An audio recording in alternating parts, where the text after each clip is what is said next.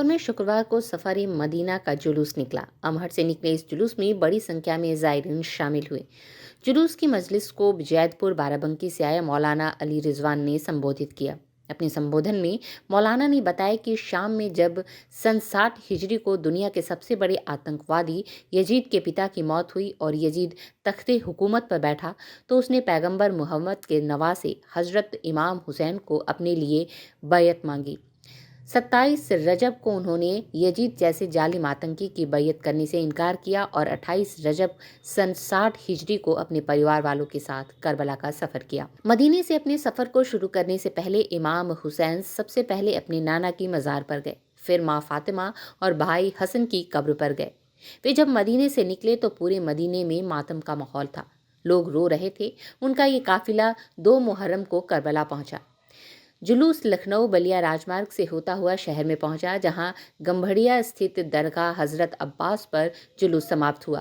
बड़ी संख्या में ज़ायरीन जुलूस में शामिल हुए। अंजुमन ने यहां नौहा मातम किया। स्ट्रीट बस के लिए सुल्तानपुर से लालजी की रिपोर्ट।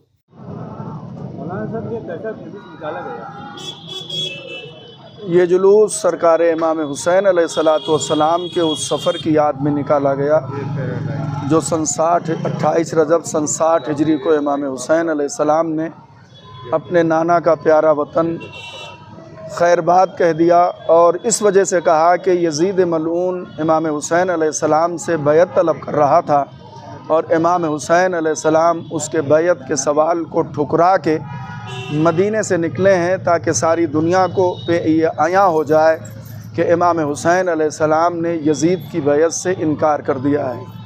यजीद चाहता था कि मोहम्मद मुस्तफ़ा के दीन को मिटा दे और इमाम हुसैन अलैहिस्सलाम चाहते थे कि वो अपने नाना के दीन को हमेशा हमेशा के लिए बचा दें।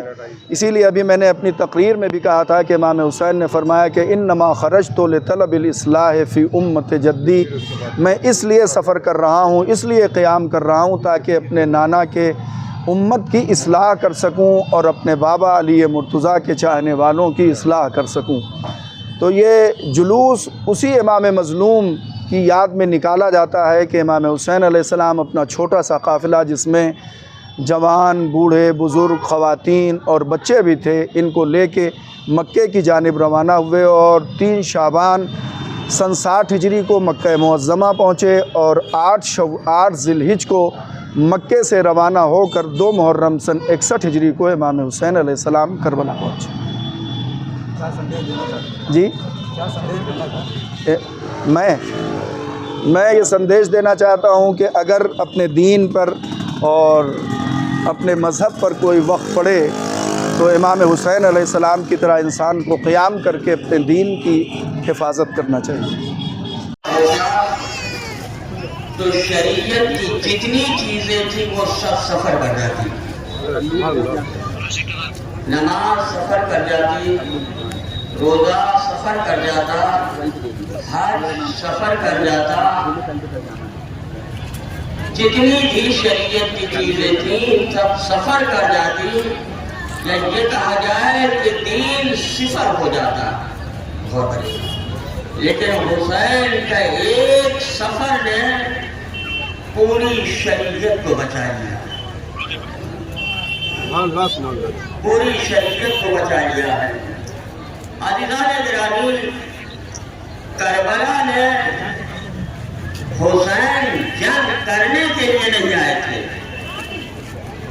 इसलिए कि जंग करने के लिए जरूरी यह है कि लश्कर को जमा किया जाए, फौज जमा की जाए, असलहे जमा किए जाएं, मगर हुसैन ने ऐसा कुछ नहीं किया। आया था जंग के इरादे से और उसकी दलील ये है कि उसने 25 मुल्कों से इमदाद तलब की थी। 25 से लेकर के 35 मुल्कों को खत लिखा था इमदाद के लिए और हुसैन ने कोई इमदाद नहीं ली। दलील इस बात पे है कि यजीद का मदद तलब करना इस बात की दलील है कि यजीद जंग करने के लिए आया था और हुसैन ने शब आशूरा رسول چراغ گوئی کر کے کہا کہ جسے جہاں جانا ہے وہ چلا جائے، دلیل اس بات کی ہے کہ حسین جنگ کرنے کے لیے نہیں آئے، اس لیے کہ اگر حسین کا مقصد جنگ ہوتا تو کائنات میں کس میں دم ہے جو حسین سے جنگ جیت لیتا، جو حسین سے فتح حاصل کر لیتا۔ عزیزان گرامی، آج اگر ایک شخص اپنے گھر سے کسی بزنس یا تجارت کے لیے نکلتا ہے تو یہ سوچ کر کے نکلتا ہے کہ مجھے فائدہ حاصل کرنا ہے۔ آپ نے کسی کو نہیں دیکھا ہوگا کہ کوئی جا رہا ہو تجارت کے لیے اور یہ کہتا ہوا جائے کہ میں نقصان کے لیے جا رہا ہوں۔ نہیں، ہر شخص جو گھر سے نکلتا ہے وہ تجارت کے لیے، فائدہ حاصل کرنے کے لیے، بس 2-3 جملوں میں تقریر لگا کے کم پائے وہ کہلاتا ہے النصیب، اور جو کم لگا کے زیادہ پائے وہ کہلاتا ہے خوش نصیب۔ غور کیجیے گا دونوں جملے میں، جو زیادہ لگا کے کم پائے وہ ہوتا ہے ناکام، اور جو کم لگا کے زیادہ پائے وہ ہوتا ہے کامیاب۔ آپ میری باتوں پہ توجہ نہ دیں بلکہ تاریخ کی روشنی میں دیکھیں، اس میں سے ایک تصویر کا نام ہے حسین اور ایک تصویر کا نام ہے یزید۔ یزید نے سب کچھ لگا دیا، تخت لگا دیا، تاج لگا دیا، حکومت لگا دیا، کیا پانے کے لیے؟ بیعت پانے کے لیے۔ مگر یزید نے کیا پایا؟ ہمیشہ ہمیشہ کے لیے لعنت کا ٹوپ پایا۔ مگر حسین اس شخصیت کا نام ہے جس نے بظاہر 72 زندگیاں لڑائی، مگر کیا پایا؟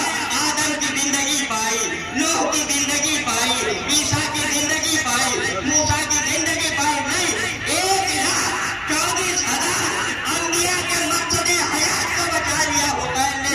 نہیں، صرف 1,24,000 انبیاء کے مقصد حیات ہی تو نہیں بلکہ دین کا ماضی بھی پا لیا حسین نے، قیامت تک کا مستقبل بھی بچا لیا حسین نے۔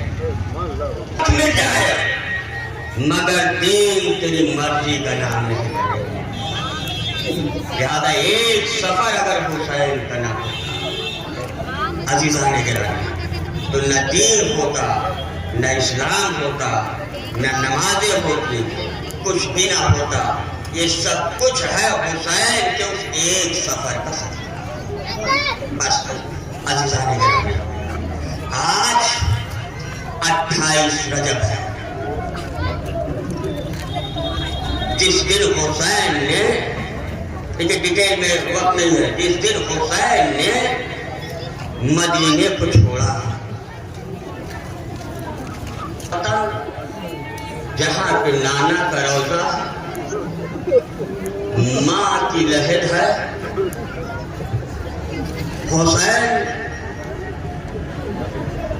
جب کربلا کے لیے، عراق کے لیے نکل رہے ہیں، بس 2-3 باتیں مسائل کی اور کریں تو محمد حنفیہ آئے، جب سنا کہ نبی کا نواسہ مدینے کو چھوڑ رہا ہے، آئے اور مشورہ دیا، کہا بھیا بڑی خطرناک جگہ ہے، آپ وہاں نہ جائیے۔ کہا نہیں مجھے جانا ہوگا، کہا نہیں ذرا سا میری بات پہ غور کر لیجیے۔ کہا ٹھیک ہے میں تمہاری بات پہ سوچتی ہے کہ ننگے پیر دوڑتے ہوئے حسین کے پاس، بھیا آپ نے میری بات کو ٹھکرا دیا، آپ نے غور نہیں کیا؟ کہا نہیں میں نے غور کیا، بات کو ٹھکرایا نہیں، میں سوچ رہا تھا کہ مجھے ایک ہلکی سی نیند آئی، خواب میں نانا آئے، ہمارے دین کو بچا لو، جزاکم ربکم، خدا آپ کو کسی غم میں نہ رلائے سوائے غمہائے سید الشہداء کے۔ عزیزان گرامی، عبداللہ ابن عباس جب حسین کا قافلہ چلنے لگا تو عبداللہ ابن عباس حسین کے پاس آئے اور کہتے ہیں مولا آپ عراق نہ جائیے، بہت سارے لوگوں نے روکا، عراق نہ جائیے، لیکن حسین کہتے ہیں نہیں مجھے عراق کا سفر کرنا ہوگا۔ عزیز پتہ عبداللہ ابن عباس کہتے ہیں